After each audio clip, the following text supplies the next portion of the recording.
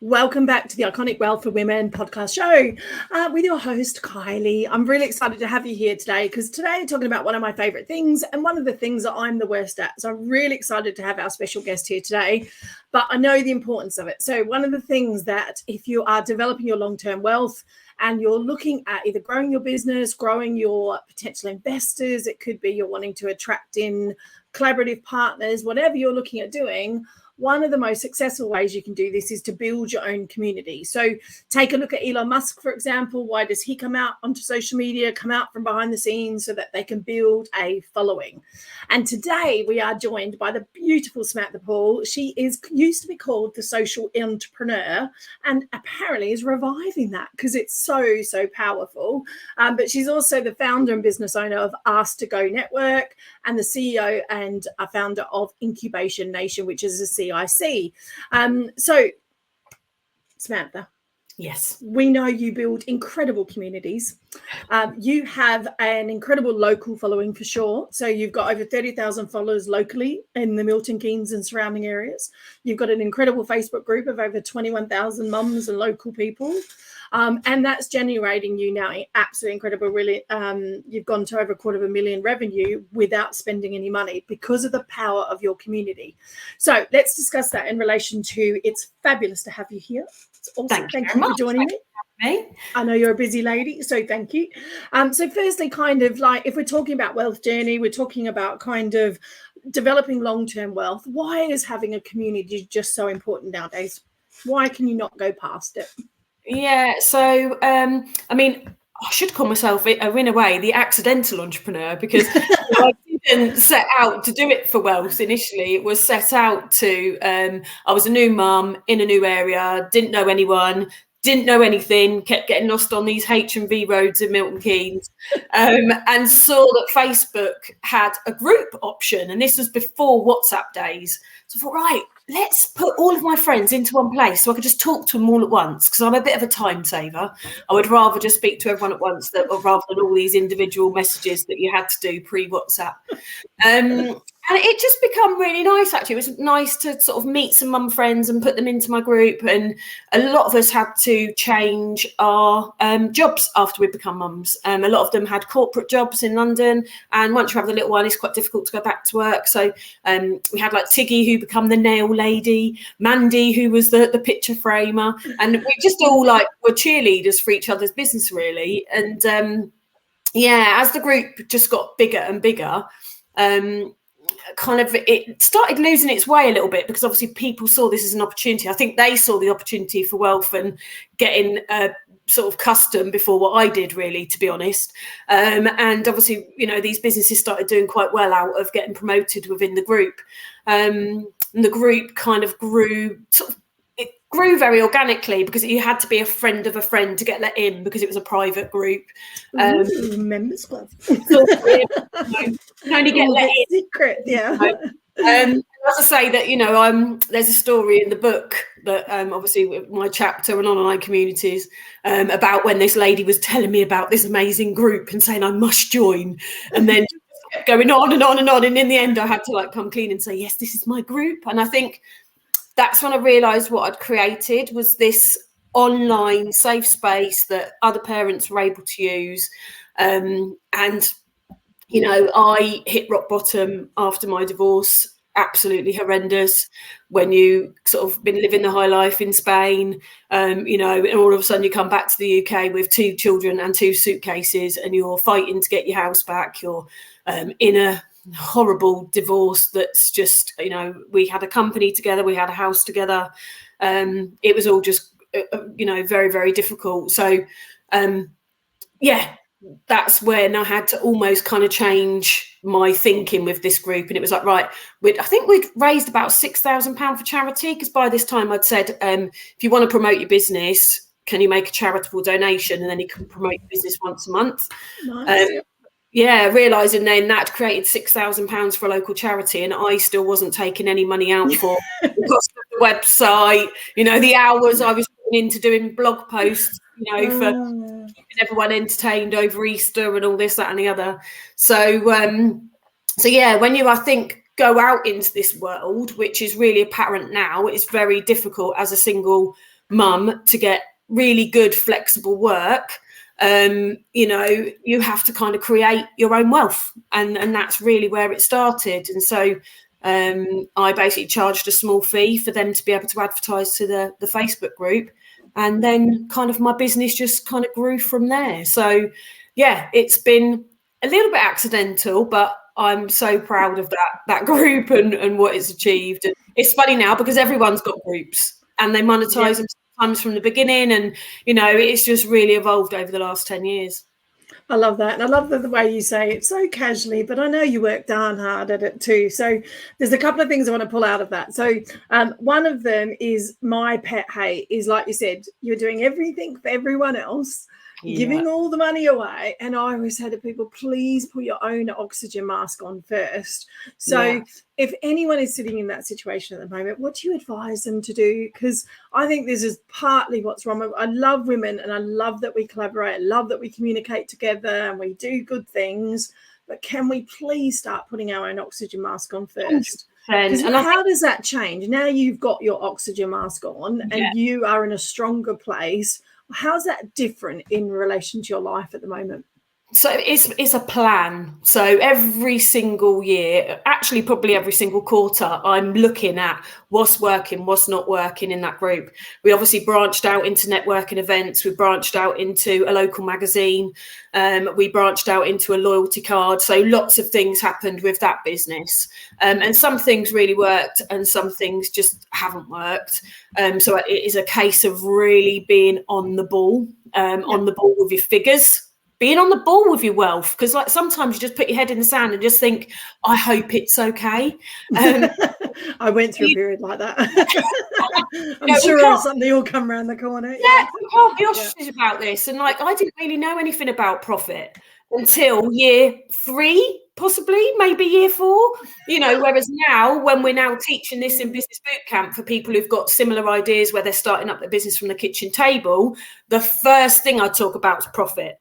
How much you're going to pay yourself per hour, even if you're just paying yourself the minimum wage for now, how much are you paying yourself per hour and making sure that's in your cost? Because again, I think I made every single mistake in the book because I didn't know really how to be an entrepreneur. We had a family business and that business nearly got to 2 million turnover, but I looked after the house, I looked after the family, I did all of his accounts and everything else so he didn't get into trouble. He was the one who managed, we had a lighting company, so he used to manage, obviously, that side of the business. But because I hadn't done the kind of profit side and pricing side, and I think as women, we just seem to just put ourselves down a little bit.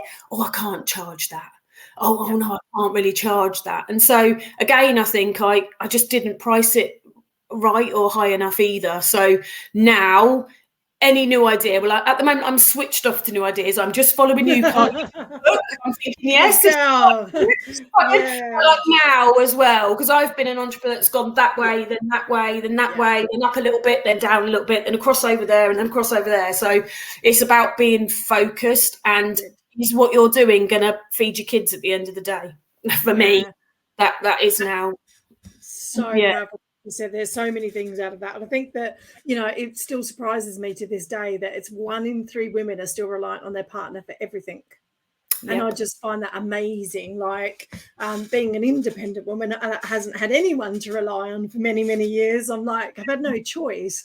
But I think that it's empowering to do that, because now anyone that comes into my life, it's like we can still work together, but I don't have to 100% be reliable. So I really love that. And I think that, so the focus there is really interesting. So you have made lots of mistakes. And I think the thing I love about you, Sam, is we always say that important saying is it's not how many times you do it, it's how many times you get back up again. You get knocked down, but you get back up again.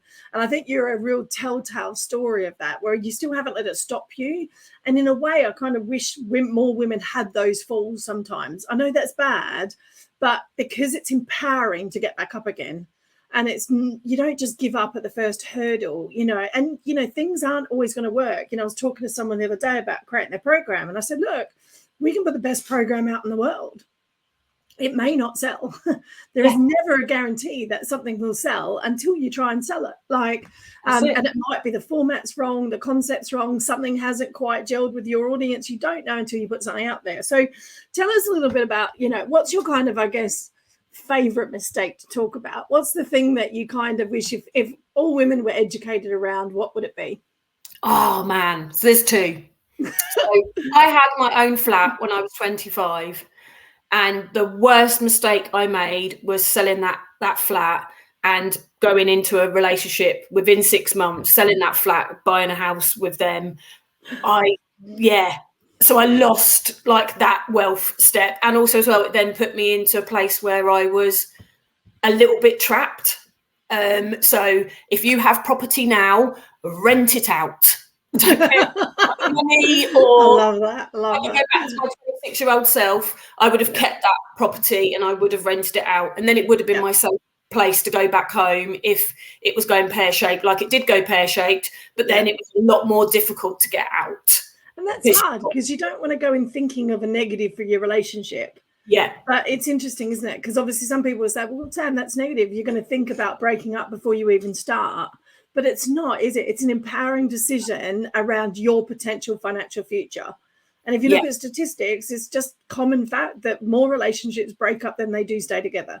And we're not saying yours will, it won't. But, these are the things that nowadays you've got to start to consider, because it's so easy for people, I think, nowadays just to walk away. So tell us about, so that's one. I love that. I'm so save your property, girls. I was in the police control room and these old boys were saying to me, you've got to have a pension. And I was like 25 and I was like, I don't need no pension. And they were like, Sam, like they're paying 6%, like make sure you get your pension. So I'm so glad I listened to the boys. So good. Sam, I lost my house, like my flat, but I did start a pension. So that was quite good. And then the other thing, just starting out in business and not seeking a mentor straight away. I think if I'd have had a really good mentor at the beginning and I'd shared my ideas with what I was doing, I wouldn't have spent 12.5 grand on a website that was null and void after 9 months, if that, because it was all built in Laravel and I couldn't edit it, I couldn't do anything, and they just kept sending me large bills every time I wanted like something done with it. I did not need that. Websites are the bane. Massive. And like I say as well, I think that mentor, like getting a really good mentor from the beginning, because I think when you're going through an emotional, especially for me as well, because I was going through such a traumatic divorce.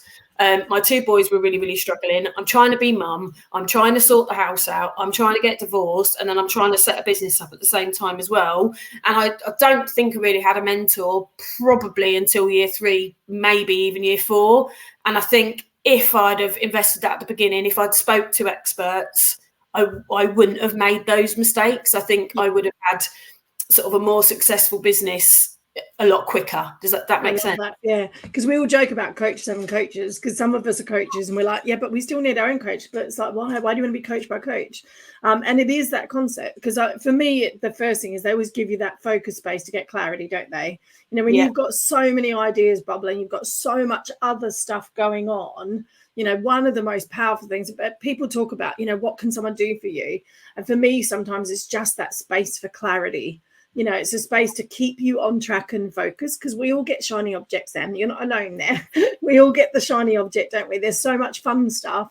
And especially as you build a brand like you have, when you're out there and you're public and everyone knows who you are, opportunities come your way. So it's very easy to not stay on track and grow your business sustainably. So let's talk about that side of it a little bit, because you talked about kind of zigging and zagging and going from one to the other. What's the learning behind that, or what can we share in relation to how you felt about that experience and what maybe you would do differently now? What you are doing differently now, should I say, because you are doing it differently. Yeah, I think again, it's, I didn't have my foundations in place, so I just kept, building levels on top when my foundations weren't in place. Trusting people. I'll be all right. They won't screw me over. Or they won't do that. And it's I've learned quite a few lessons, and sadly I've learned the hard way. But I think as well, they say, don't they, focus on one thing, get it right. And I think what's happened is, because I've flitted so much, people have sort of said, what does she actually do? Like, we know she's successful. She's winning awards. You know, she's correct. This, you know, obviously the projects that I've been working on more recently, you know, because I want to help people, you know, it's almost like confused them. So again, it's really, really important to, what is your signature product? How much profit is in it? And like sticking to that, and then any layers you put on complements it, or is a cross business, which is kind of what I've got now. But like I say, it's taken years to get there. And you know, the branding and stuff like that, I didn't get proper branding done until year 3. Whereas if I'd have spoke to a branding expert at the beginning and showed them my vision, I probably might have had, you know, like I say, a better start, rather than I just kept changing the branding. Because obviously my Facebook group's called Mum to Mum. So then I had kind of the Mum to Mum magazine. I had the Mum to Mum website. And when I was going out to events, men were just walking straight past me and going, well, you're not relevant to me because it's for mums. And women were walking past me and going, well, it's not relevant to me because it's mums. But what my target audience was, if anyone needs advertising and your target customer is a parent in Milton Keynes, I can 100% help you. But the people were just walking past. So I think if I'd have maybe looked at that more as well at the beginning of what I call my business, making it more unisex, especially now, you know, with all the new changes kind of, you know, that you know, been more relevant kind of in the last 12 months, I would say. They've always been there, but they're really heightened now, aren't they, in, you know, what you call your business and everything else. So she says as she's gone down the women's route for the first time ever. I know. I have debated that. Trust me, it was a big decision. It's hard. It's like one of those really hard. It is. Hard. Yeah. The project we've got now, the council said we will only give you this money if you do a project for women. Inclusive, yeah. Oh, for women, interesting. Okay. Yeah. So it's been it's been an experience. But what I do like is that it's been organic. And I do love now when I walk into a place, people know who I am. Like they always say, don't they? You know you've made it when you walk into place, people know who you are and what you do. So again, it's going back to that focus now. I'm just trying to get my advertising business just really neat and compact. And then the startup training, again, neat and compact, so that we can kind of move forward. But I'm always learning every single day, and people will call me with an opportunity and I have to be really strong now. I have to really, like, is this going to help, or I'm just going to invest a load of time in something which is going to take me away from my other business, and then, you know, it just fails. Like, I think I've learned that a lot, that you know, got two, you're only giving them both 50%. Yeah, that's what it comes down to, isn't it? Yeah. And I think that's really powerful, because I think most women struggle with that. So I think, you know, you're not alone there. And I'm sure people listening into this podcast will be sitting there going, yeah, we've all done that. And I think that, you know, one of my little tricks I always do is I just have an ideas journal. And I have a separate little book where I just jot things down. I go, okay, that person talked to me about that. This person talked to me about that. And now I only look at it once a month.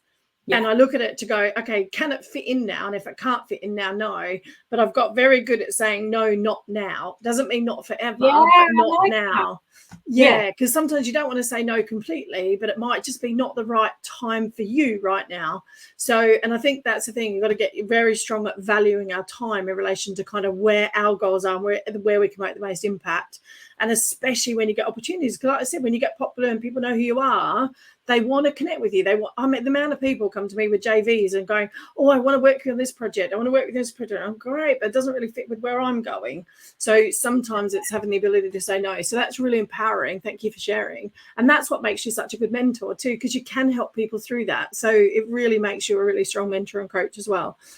So talk to us about, in relation to kind of what do you do? So getting that, I guess, owning what you do. I'm going to tap into this because, you know, this is one of my favorite subjects, and I'm going to call you out on it because I really stress this when I work with my clients. It's very much about, guys, look, you don't have to own it forever, but you have to own it for now.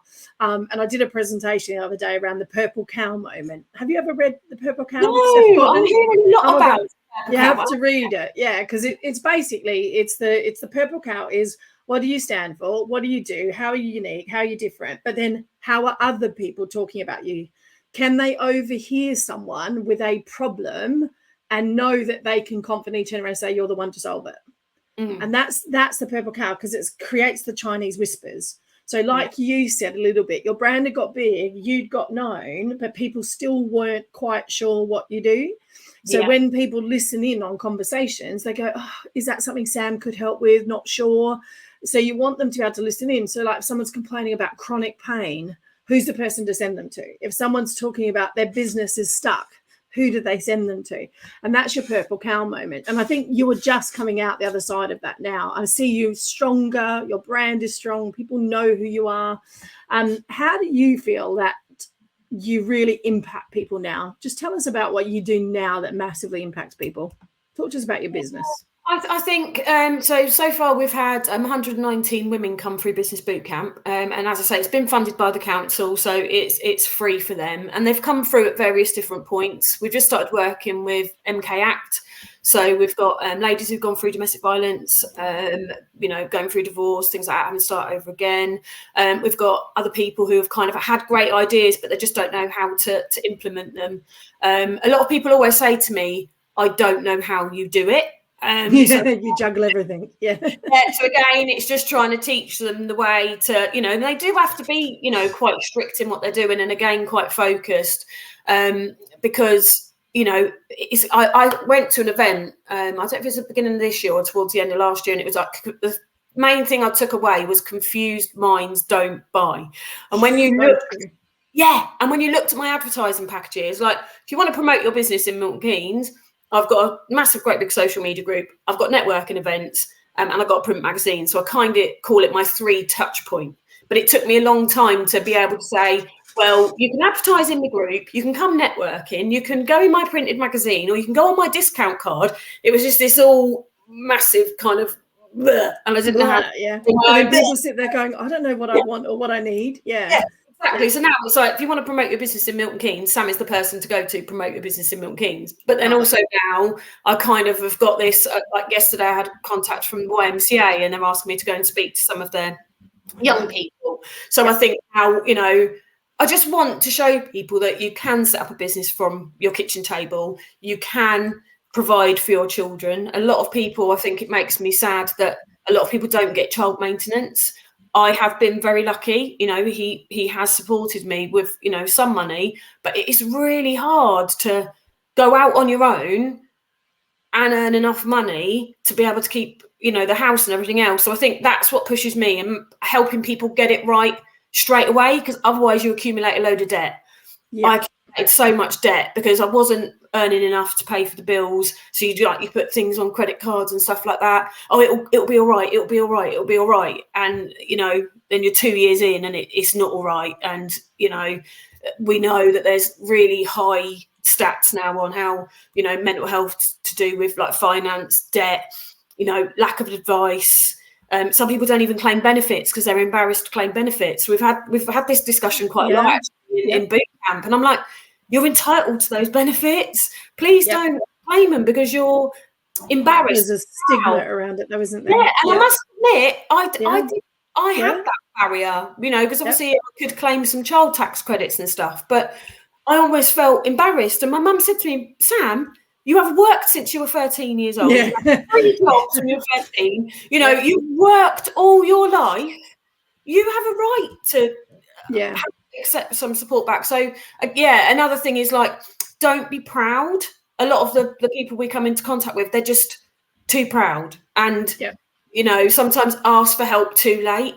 So if you're ever at a sticking point, make sure you reach out, because otherwise the mental health aspect of it and the debt aspect, which comes back to wealth, if you not taught how to manage money. I've never really been taught to manage money. And in my marriage, it just used to dump a load of money into the joint account. I obviously had my money, which I used to put some in the joint account and then have my own pocket money. I've never been taught how to create wealth for when we are able to take the foot off the gas for a bit and chill out for a bit. And we were just talking about that, how grown up we feel when we've got a bookkeeper and a proper limited company.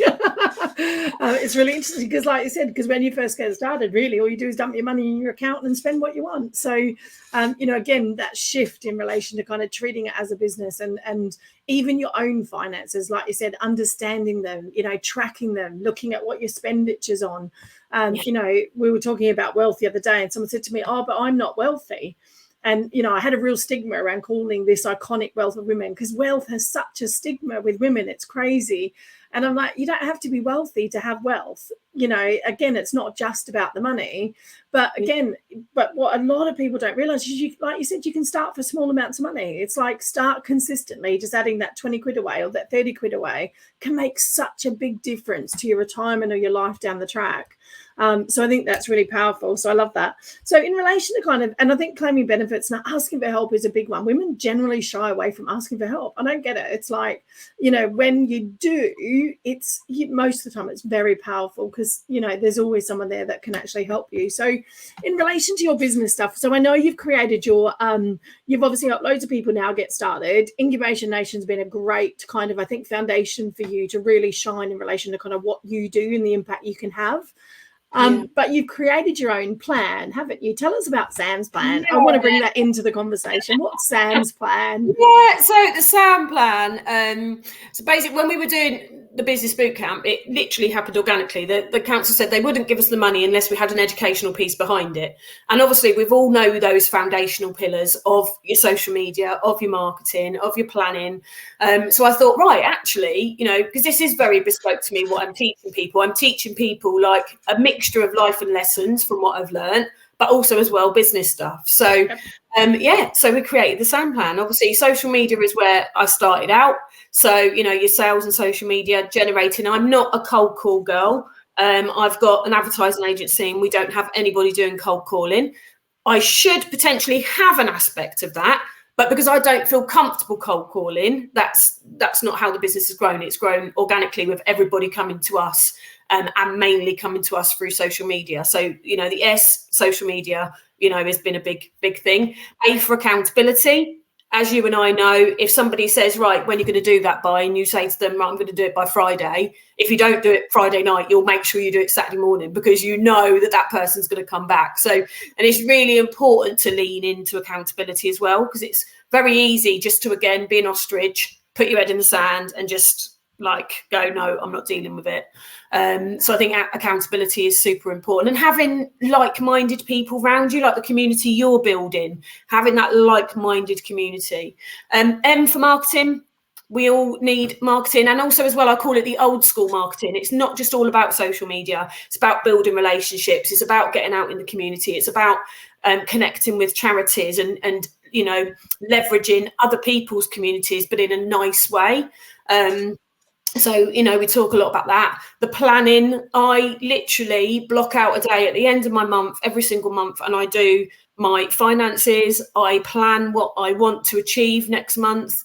And if I haven't achieved what I wanted to achieve this current month, it will still stay on there and move across. So super important to do your planning. Can't stress that enough. The L was life and lessons, as I say, 12.5 grand on a website, going into partnerships and bloody websites. I think I probably lost about 60,000-70,000 pounds, maybe even more. So even though the business did well, it was literally coming in one end and literally falling out the other. And I've had to learn the hard way with that. A is a brand strategy. And I think now even more relevant is starting with brand you. So I think people were getting confused because they were seeing my brands before brand Sam almost. So now, now I'm kind of leading forward with Samantha Poole, and underneath she offers advertising services. She's a hyper-local influencer in Milton Keynes. Yeah. She started her business from her kitchen table, and now she can teach you to set up your business from your kitchen table. That's the kind of, because I think it's easier to get to know me as a person now. I find that interesting, given you're so strong on personal brand building, that it was something that you obviously clearly steered away from. Yeah. So and I really love that, because it just shows you the power and the strength of personal brand building, doesn't it? Because you're really, really hot on that as a message. So Exactly. And then the last one was numbers. But yeah, I think that's because, another thing I wish I'd done earlier was the young personas, you know, the archetypes. Because I'm introvert, and then I'm like a giver and a carer and a looker after, and then I'm an extrovert in other areas. Like I'm a real jumble, but you can see that the entrepreneur, the introvert was always pulling me down and not wanting me to be brand Sam. Whereas now I have to step out of my comfort zone, you know, and I think a lot of that is like half the time I've got my hair scraped back. I don't want to do my makeup. I don't want to go on lives and chat away. But, you know, now when you realise, when I kept hearing people saying, but what does she actually do? I thought, right, I've got to, like you said, how are people talking about you? And the feedback was always, yeah, we know she's really good at what she does, but what does she's really lovely, but what does she actually do? Yeah. So I think that's why this last 12 months it's all been about. And it's quite nice, actually, because it's almost like now Incubation Nation. Once they've finished their boot camp, they know exactly where they're going. They know exactly what they're doing. They know exactly what their signature product is, how much profit's in it. I can then help them market it because I can drop them straight into a pool of 21,700 members. And most people get their money back from the first sale. So actually, it's like I've done it all backwards. Yeah, you definitely didn't do it the easy way, as usual, the Sam, but you save other people doing it the hard way. That's the most important part. So when you work with Sam, the good thing is she speeds it all up now because she's done it the hard way. I love it. I love it, Sam. But I love that. And again, it's solving the problem. So you've listened to your marketplace as well, I think. And that's the thing that, you know, whenever you're building businesses, guys, or you're building communities, is listen to your marketplace. Like, you tune in really well to what they want, though. And I think that's a really strong credit to you because you built a successful community, but more importantly, you listen and engage with that community. Whereas lots of people build it, but they don't really take any notice of it. And I'm like, but they're telling you what they want. It's like, if you can make that happen as well. So, you know, you've evolved your offering around what your clients need, your ideal clients need as well. So I really love that. It's like about giving back as well. Like, I've given so much back to community, all the charity posts, and we've had some really heartbreaking. I'll just share one story of this lady put on a post really late at night, and she just said, my best friend's dying of cancer. We're planning this wedding for her. Does anybody know anybody with a really lovely car that we can take her to? She loves classic cars. We're just wondering if anyone in the group, you know, has got anybody who knows somebody who's got a classic car that we can borrow for the wedding. And I'm not joking you, like, it gives me goosebumps now. The feed just was like, I'll do your hair, I'll do your makeup, wedding decor, all donated, cake donated, transport to the wedding donated, this donated, that. It was literally boom, boom, boom, boom, boom. And I just went, that's why we're here. Like, a lot of people saying I'm doing it to make money, and some of the things that have been said about me, especially when I went from giving the money to charity to shit, I'm a charity now. Like, you're a business. Yeah, you need it now. I had no choice. It's like I haven't got a job, so I can't give away to charity anymore. I wish I could, but I can't. This now has to go into, you know, Sam's business, and then when Sam can afford to pay it forward to charity, and I've always tried to do with that. You know, I think, that battle can be really, really difficult. And I think it really hurt me as well when the trolls all came out, and like they even set up another Facebook group to try and boycott me and try and get everybody to come across to their Facebook group where I wasn't going to charge people to advertise. So it was hard. This is what I don't understand sometimes. It's like, you know, this is the sort of stuff where you should be supporting someone else. Like, you know, it's like you said, so many people expect something for nothing, and but it's like, you have to put your own oxygen mask. They should have appreciated that. They should have known better themselves, going through what they've gone through, and what they do and how they see is that you needed to put your own oxygen mask on first. But it also just shows me, you know, one of my sayings is, you know, you've got to do what's right for you. You've got to stay in your own lane, because no matter what you do, you're going to get good and bad and negative press, and you're going to get good press and vice versa. And I think that, you know, you did the right thing by your family. You stood up and you took it because you needed to basically build that foundation. But no matter what you would have done, you probably would have got it wrong somewhere along the line for someone. And I think that's the thing. But it's sad. It's sad that you have to put up with that. Like, that's the sort of stuff for me in society that needs to change. It's, I was saying many times we talk about our success and, you get the bullies and you're like, come on, like, and unfortunately, I find, a lot of times there's women doing it to women. And that's why I'm so powerful around doing what we're doing with Iconic Wealth. Your message, my message, other people's messages is enough's enough.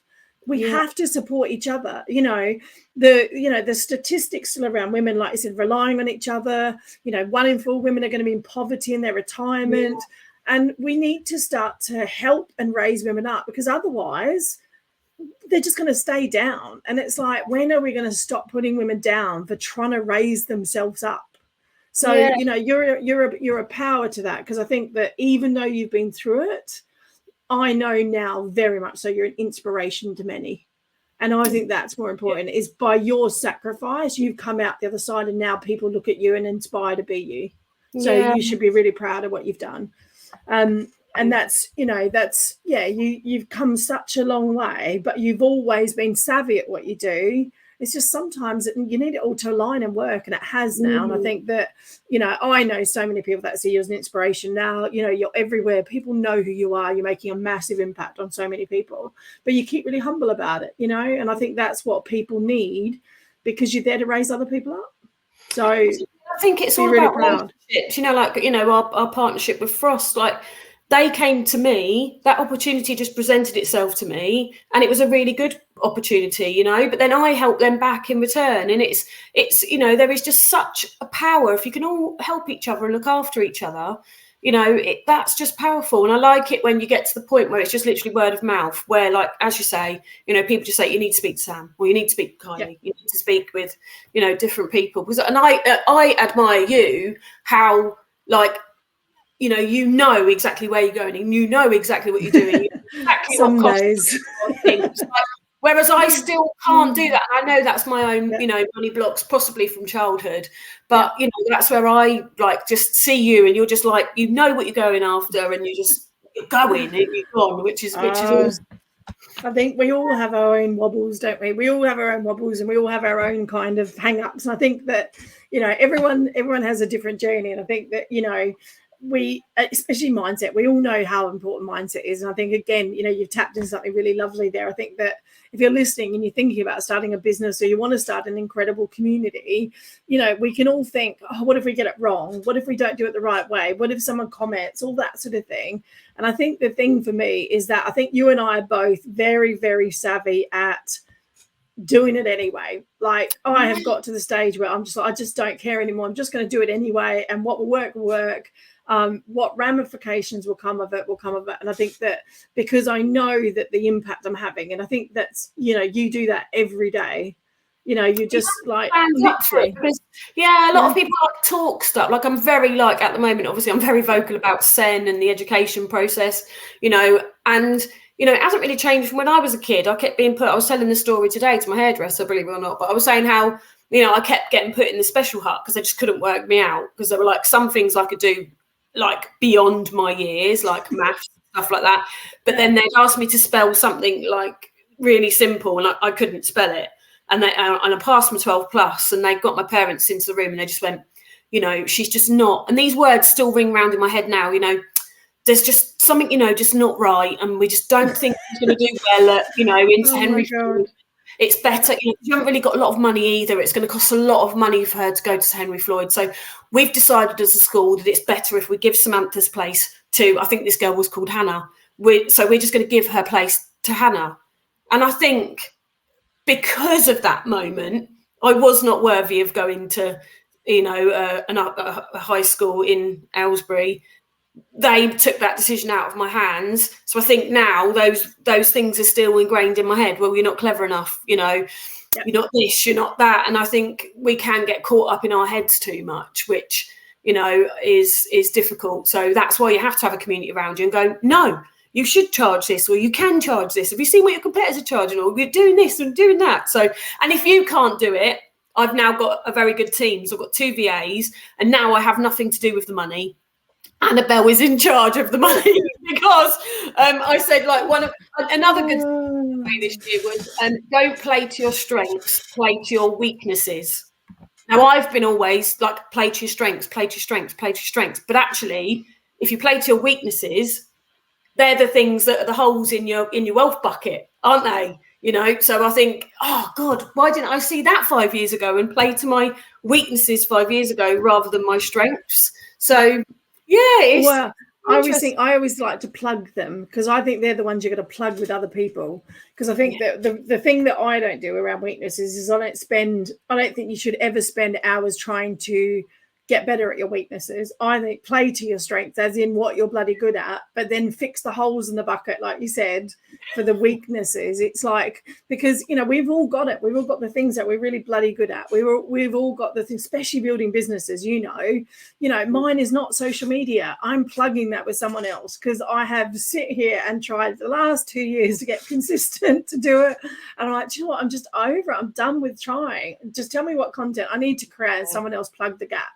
You know, and that's the thing. Sometimes it does get to the stage where you've got to go, okay, do you know what? I would be better off on a phone conversation closing a $3,000 deal than I would be sitting here trying to figure out this.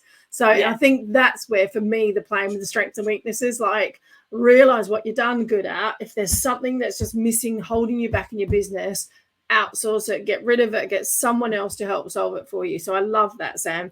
And I know that you talk about that in your Sam's plan, and get everyone to plan on what they can do, what they need to do, and don't go it alone. Because now you don't go it alone. You used to, now you don't. You embrace your team now, which is brilliant.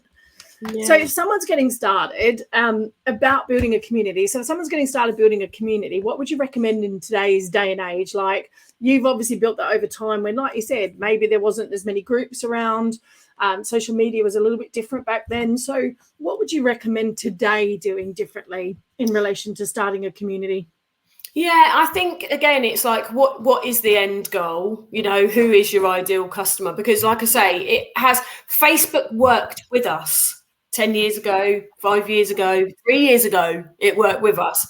Now, with all the algorithms and like paid ads and everything else, it isn't like it was before. And actually, they want you to pay to play, don't they? Really, that's what they're trying to do. Yeah, 100%. You know, so other communities now are coming out better. WhatsApp groups are coming out better than Facebook groups. So it's like, what are you, striving to achieve? And I think the one I talk about in the book is about the lockdown group that literally just started off with, people had some ideas of what to do in lockdown, and they opened this group in Facebook, started off with a couple of members, and I think it's now got nearly 2 million members. And now they've made it into what I've made mine in, where people have to pay to promote to the network, everything else. So I think it depends on where you're going and what you're doing, and also as well how much time you've got. Because, to nurture this group and find things that they're going to be interested in, you can't just sit there and just let it stagnate. It's just not going to. And I think as well, it doesn't grow, trust me. No.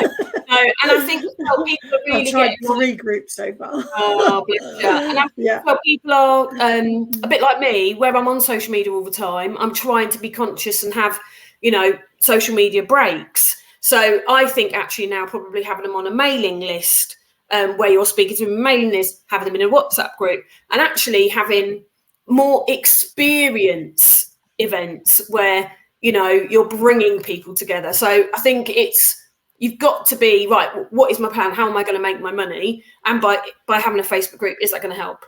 Maybe not.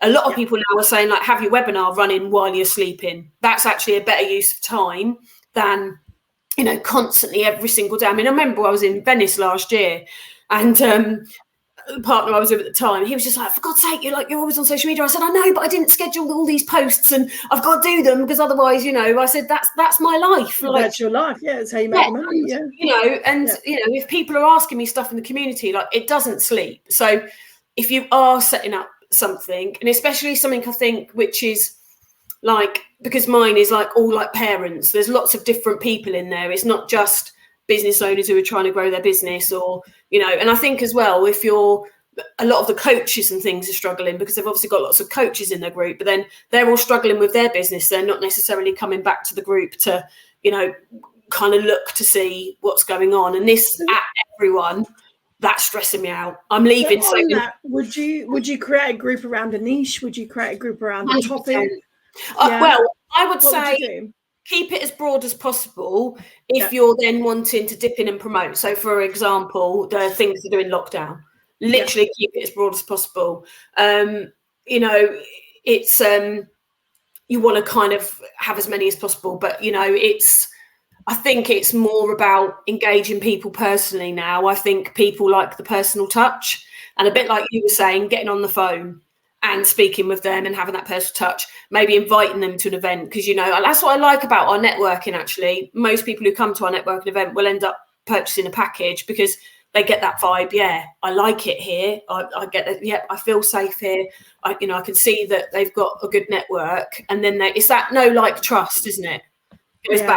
Goes back to that. So I think really I think you're better now leveraging other people's groups, because they've already done the hard work. They've already got the engagement. You just got to maybe, you know, give them a few quid or however they work and take over the banner over the top of their Facebook group, because they've got your ideal client in their group. You know, become an expert in their group, that kind of thing. Because I think it's lost what it was. Brilliant. Yeah. Facebook, like, bringing in some cool things to help you build your groups. Like if you tag a person now and they're not in the group, it pops up saying invite them to this group. So, you know, Facebook's doing some things to help, but it's not what it was. If I'm completely honest, I think you need to go more down the personal touch now with community building, and really know what you're selling. Brilliant. I love that. I mean, you know what I think? I always say to people, the big thing I always build is lists. Because like I said, because then you own it, you know, the conversion rate, especially if you want sales and you want clients and stuff, the conversion rate is still the highest off of email than anywhere. 100%. But I like it for the personal touch. It's like you said, it's the connection you can do in your group. So if you can do that connection, I love that. But I think also you've said something really powerful there around leveraging other people's communities. Because when I talk, a lot of people, you know, whether they're selling their first online program, what they're doing, whether they want to grow, is I'm like, where can you speak? Where can you speak in front of other people's communities? Because, like you said, these guys have spent years building these communities. And most of the time, they're quite often looking for speakers. They're looking for things that add value to their community. So if you can come in and add value to their community, you know, it's like walking into an event of 5,000 people. Brilliant. Thanks very much. Like you're their speaker. So, and obviously the power of association. So I know if I went into Sam's group, I'd be recognized as someone Sam respects. So it's like, you know, making sure, because that's the power of also association. Because if you've let me in and speak in your group, then I know that I'm well respected, which means they're more likely to listen to you as well. So power of association is so important. And I love that that's what you do with your marketing and everything like that. So I have to ask you, Sam, one of the things we do every podcast is we ask people, what's their fun and interesting, unusual thing about you? And I have to ask this. So you hosted in Milton Keynes for GWR, I don't know what that is for most people, in onesies. Yeah. What is GWR and onesies? A Guinness World Record for the most onesies at one place at one time. We actually did it for a charity for a little boy who was very, very poorly, bless him. But getting grown men in onesies, and like about the last 5 minutes. How many did you have? What was the record? 752.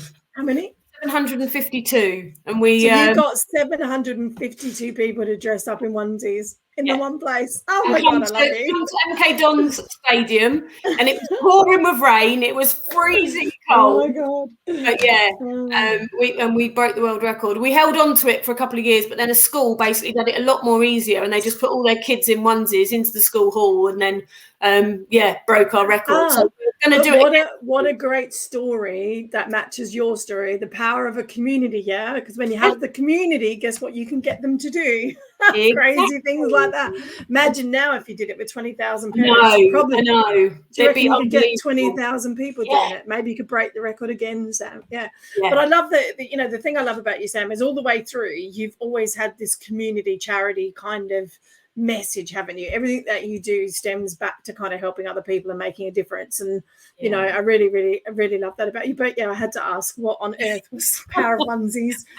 We like to get a bit different on this podcast, guys. If you're listening, and apologies for that, we get slightly off track. But I always think, again, we always talk about community connection and networking. And for me, it's always finding out things about other people. It's, you know that, Sam, building connections is one of the most important things for building communities. And like you said, people are shifting to much higher touch than what they are in relation to being a one of many scenario. And I think that's about to massively change, especially in the online space. For sure, people are looking for that. I don't want to be just one of many. I want to be a part of something. So really, really powerful. Every business is different as well, because what might work for one won't work for another, you know. And buying this course with this online portal, if you are not a dedicated person who's going to go through every single one of those things and learn from it and implement it, it's a waste of £1,000. It's a waste of £3,000. Like, really knowing as well who you are and how you learn. If you're a visual learner, you need to go to those in-person masterminds, because you're going to get so much more out of it if you go to that like in-person session, you know, where you've taken the time out of your day, where you can 100% focus and not be in the house doing it and then think, oh God, there's that pile of washing, I need to go and do the washing, or I need to do this and I need to do that. So yeah, I think we're going to see quite a big turn now, I think. Yeah, and I think, you know, I mean, obviously we have that with lockdown and people have changed and people are working in different ways. But I think that, you know, for me, definitely, like you said, with your businesses and things like that, they've really appreciated that personal touch, haven't they? The attention to detail that you give. And, you know, I've seen it from a sales environment after 15 years in sales. You know, everyone kind of jokes you've gone through that period of that sleazy sales marketing techniques, and, you know, you're coming back to around relationships. And I was like, well, I've always done relationships. It's like I've never strayed from that. So I do find it fascinating that marketers can come out and completely change everything. So in relation to your business, Sam, I think what's the one key thing that if you could teach anyone now or share with anything, what would that be? What would be your message right now if you're thinking about either starting your business or maybe your business is a bit struggling? Like, what would you do different? What would you recommend? Do what you love. Now, I do not love selling advertising. It's my bread and butter, and I do the best I can do. But me being with other women and seeing those light bulb moments with them and seeing their confidence elevate massively, and then have the confidence to do stuff. That's, I think, why I'm now excelling more in the last 12 months, because I'm doing something that I love. Yeah, I think that's found your thing. Yeah, and like sometimes, you know, you might feel, well, I've got to hang on to that because there's more money there.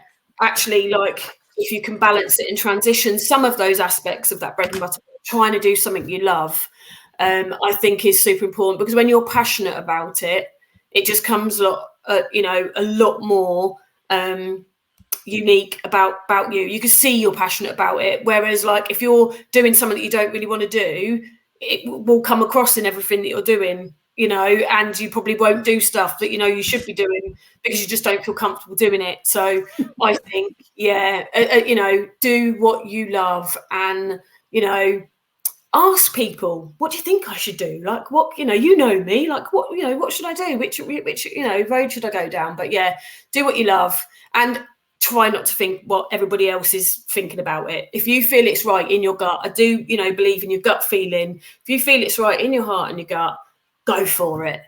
Really go for it. Don't let anyone, any voice. I've still got the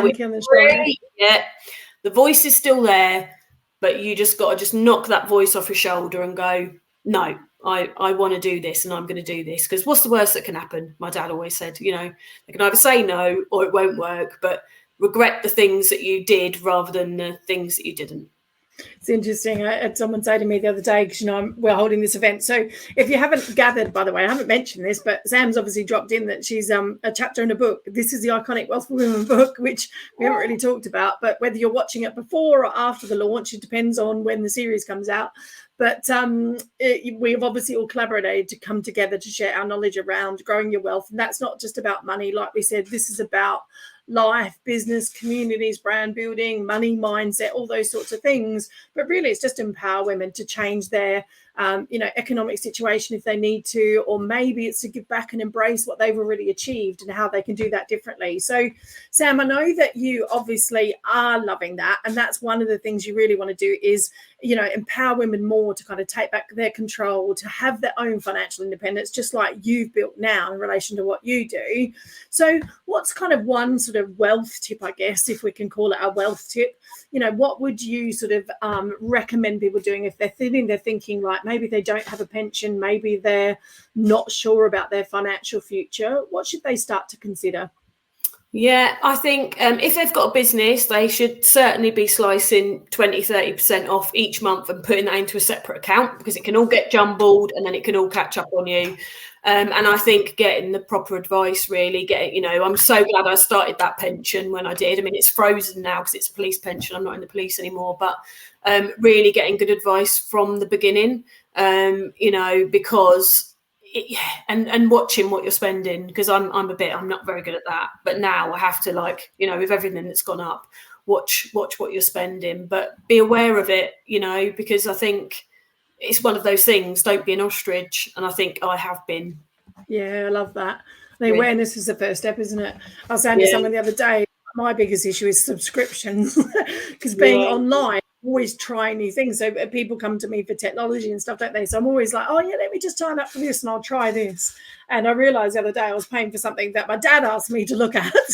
And I'm like, God, it's 30 quid a month. And I'm like, before I probably would have ignored it, in the fact that I would have gone, oh, well, it's just 30 quid. It's like, but actually now, from an investment perspective, my head goes, that could be going into my investment fund. And an extra 30 quid makes a huge difference long term. So for me, it's always the small steps. It's think about the small bits you can put away consistently. People underestimate the power of compounding, and I think that's the one for me. So I love it, Sam. I love having you here. So if you want to build a community, obviously you can pick Sam's brains. She doesn't do that anymore, does she, Sam? Because she puts her own oxygen mask on. If you want to know how to build a community and build a business and use it effectively, then contact Sam, obviously. Sam, where do you hang out the most? Where's the best place for people to connect with you? So I'm on LinkedIn, I'm on Instagram, but with a J, Samantha J Poole on Instagram. And I've obviously got Ask Go to Milton Keynes, but predominantly LinkedIn and Instagram, really. Brilliant. And obviously there'll be links around this, wherever you're watching this, there will be links here to obviously connect up with Sam anyway. But I really encourage you to reach out in relation to it. If you're looking at starting a business, and especially you're in the Milton Keynes region or anywhere around here, Sam runs an incredible community. She supports a lot of the local businesses to really grow and blossom. Either way, grow and blossom. And I've watched the impact she's had, and it's just absolutely amazing. So if you are struggling in your business, or you're looking at maybe starting and you just want a simple plan to follow, then Sam has that plan for you. So please do get into contact. And obviously once the book's out, make sure you get the book and read her chapter. It's incredible. She provides so much value in the book as well. And we look forward to connecting you again in the community very, very soon. So, Sam, thank you very much. Any parting words, anything else you want to share before we close down this lovely podcast? Just go for it and find great people like Kylie in your tribe that you can trust, because you need good girl gang, who are going to fight your corner and help you grow. We can all help water each other's businesses, so let's all make a pact of just supporting each other and reaching out, because that's, we only grow through what we go through. So if you're in a sticky patch now, it won't be like it forever, I promise you.